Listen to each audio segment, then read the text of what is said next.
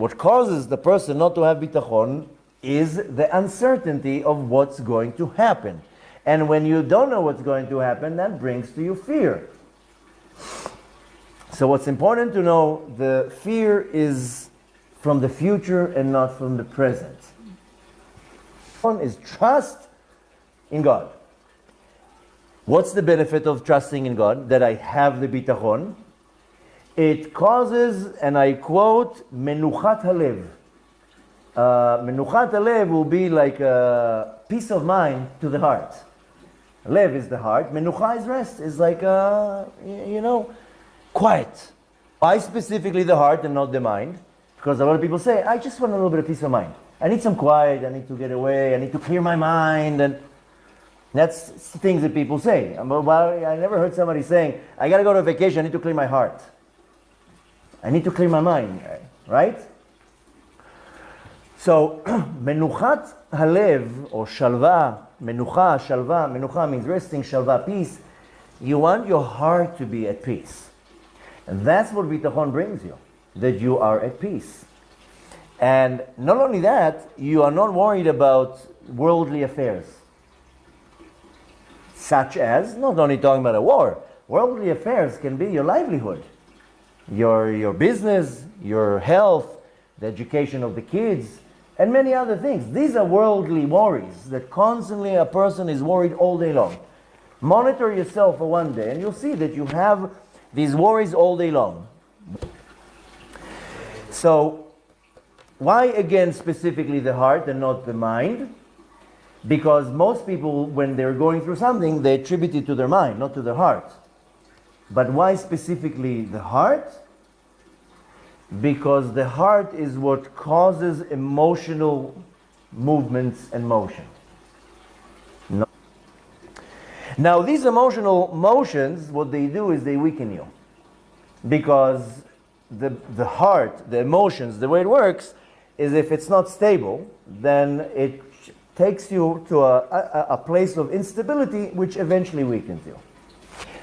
So really, when I want to strengthen the heart, when I want my heart to have menuchat nefesh, that it should be in a peace of quiet, is by controlling the motions of my emotions.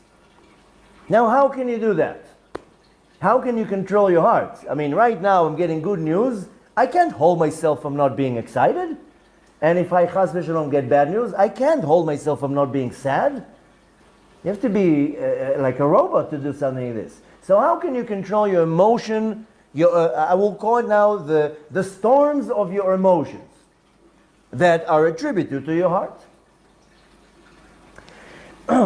It's easy, but not so simple.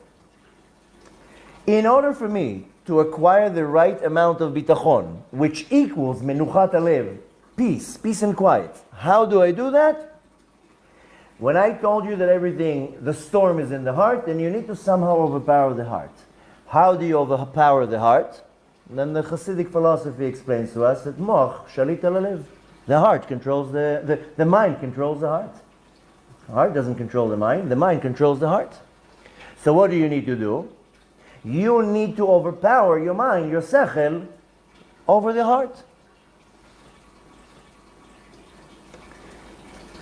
We have to understand that the emotions that we have in our body, that we feel, that we attribute to the heart, it's the mind that births them. The intellect, not the heart. So I need to overpower the mind over my heart. How do I do this? How do I get real bitachon? The term to it is mochin nechonim, the right sechel. Now mochin, there's no way to really translate mochin, because if you translate it either to intellect or brain but it's not. It's not. Mochin really, if you can want to limit it, it's sechel, your mind, your thoughts, your intellect. More than that,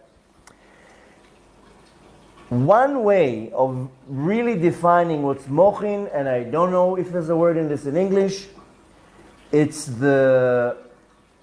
all of my knowledge gathered in one place. Where do I acquire my knowledge?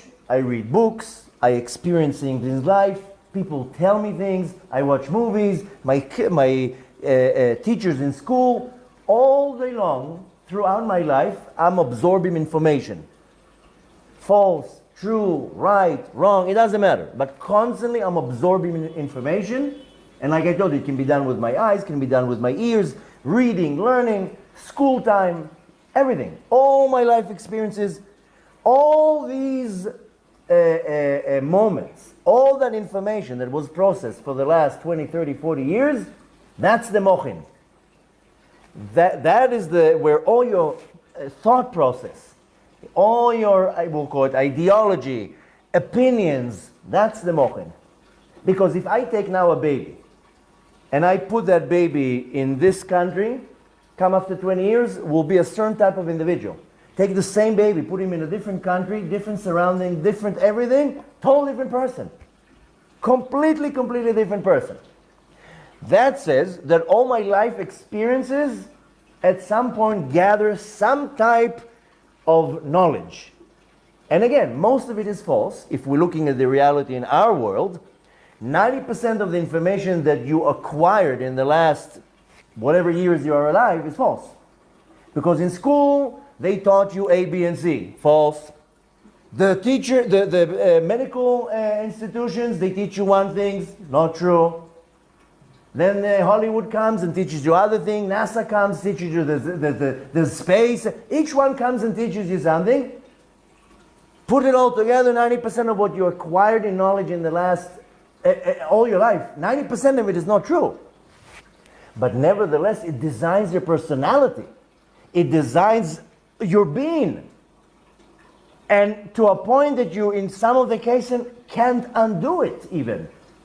That's how bad the damage is.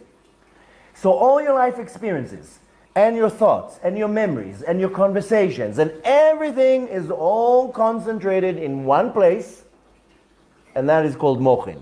And therefore I cannot translate it as intellect, or mind, or brain, because it's not. Because it's spiritual. It's not that I can say, oh, it's here. Now, very important thing to understand with the mochin is that that's what's going to cause me to operate in a certain way, what's in this central intelligence place. All my intelligence is centered in one place. And it's kind of like cross-examining each other, interacting with each other, and then I come up to conclusions. That's why most of the world is screwed up. Because it's very easy to brainwash a person with so many different ways, and that's the mochin. To change the mochin, phew, how can you change your life events? If a person, and let me be very extreme, let's say a child was beaten up by his teacher who is a rabbi. And many situations like this happen. After 100 times of going through this molestation, torture, whatever it is, with no question that the child hates the teacher, but everything the teacher represents. So if the teacher is observant, the child will hate the Torah, hate God, hate everything that has to do. Why? Because the ones who attacked me or hurt me, he represents that group. And I'm saying that from experience. I know many men that were beaten up or raped by their rabbi when they were kids, and now it doesn't matter what's going to happen. They don't want to hear about God or the Torah or anything. They're burned. Why am I saying that? Because the child has memories from 100 encounters. Can you erase these memories to change his mochin? It doesn't matter what you're going to do. He will not forget the experience of the horrible act, and therefore his mochin is stuck. He cannot change it. You know what it takes to change such an experience? Huge efforts. So why am I telling you all this? First of all, it's important that once and for all I clarify what's mochin. Mochin is not intellect, it's not sechel, it's not your brain. It's all your life experiences gathered into one place and all mixed up. Very, very few people know how to organize their mochin, and one of the only ways that can be done is through Torah. But nevertheless, very, very hard to get your mochin aligned and healthy. So why did I say that? How do you acquire the right bitachon? With the right mochin, with healthy mochin.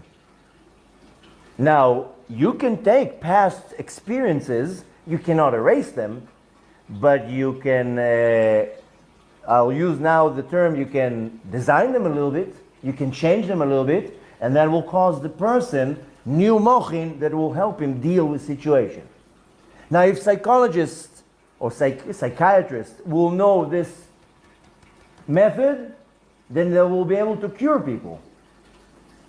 But they don't do it because they will lose a lot of money. You know,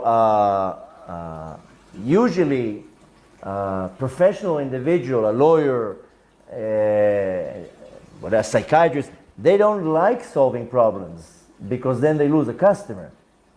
They need the problems to continue because then they have a customer.